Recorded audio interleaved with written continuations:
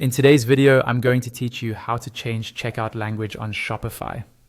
First, sign into your Shopify admin and go to Settings at the lower left, then Languages on the left panel. Here you'll see your list of languages installed for your store. This page is where you control which languages are available to customers and for checkout.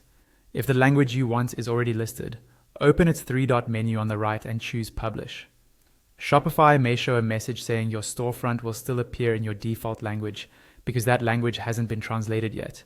That's expected and totally fine for this task. You can go ahead and confirm Publish at the bottom right of the pop-up.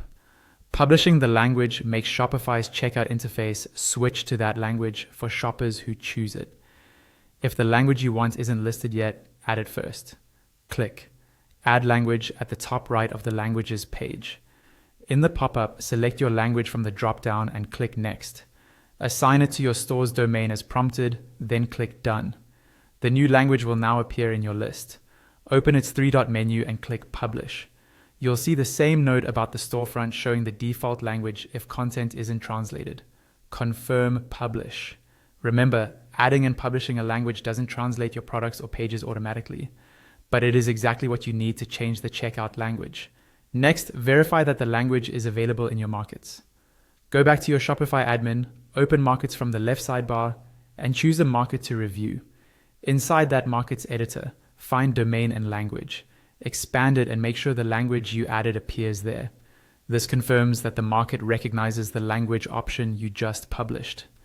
With the language published and listed under your market, the checkout will automatically display in that language for customers who are browsing in it or using a domain assigned to it. You don't need to touch any code or theme settings to make this happen.